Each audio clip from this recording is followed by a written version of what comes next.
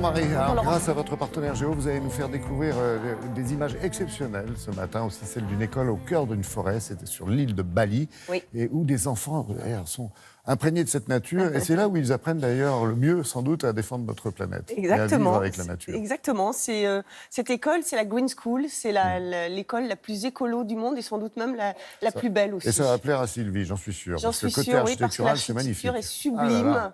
là. Ça a été créé par un couple de Canadiens il y a une petite dizaine d'années. Ils étaient très touchés par le réchauffement climatique et ils ont eu cette idée qui est absolument géniale. C'est une école vraiment unique au monde. Pourquoi ? Parce qu'il n'y a pas de mur, il n'y a pas de bureau. Et en fait, c'est construit entièrement en bambou. C'est assez incroyable. Il y a des potagers bio, il y a 8 hectares de campus. C'est sublime.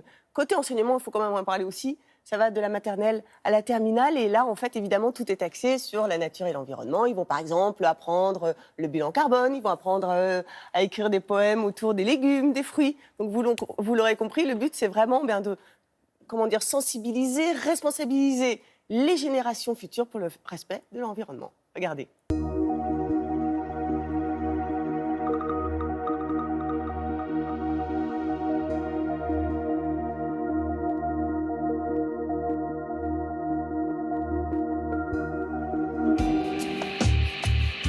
La Green School à Bali, c'est une petite école, enseignement privé, destinée plutôt à des expatriés, et les enseignants sont eux-mêmes plutôt des expatriés.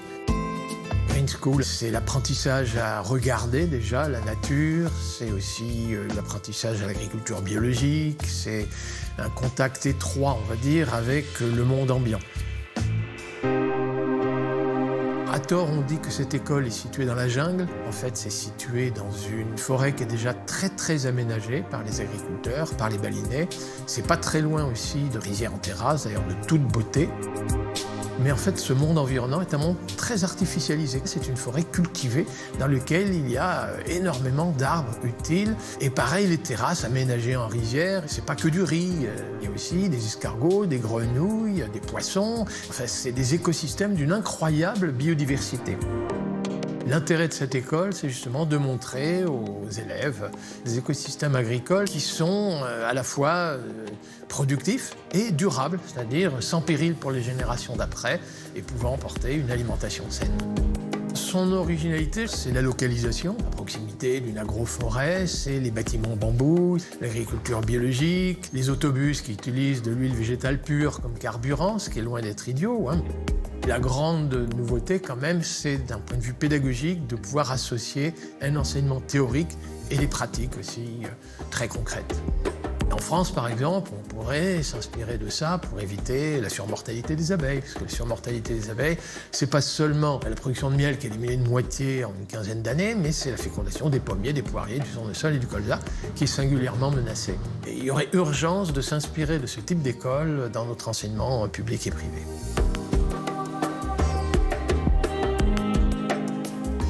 Un peu élitiste apparemment, on voit pas beaucoup d'Indonésiens, hein Marie? Non, il n'y en a pas beaucoup, c'est vrai. Sur les 400 élèves, vous en avez à peu près 15% qui sont indonésiens. C'est normal parce que l'école coûte très cher. On est quand même à presque 10 000 € par an et par enfant. Mais heureusement, il y a des programmes d'aide financière qui sont aujourd'hui organisés pour pousser les locaux à inscrire leurs enfants dans la Green School. Voilà, très bien.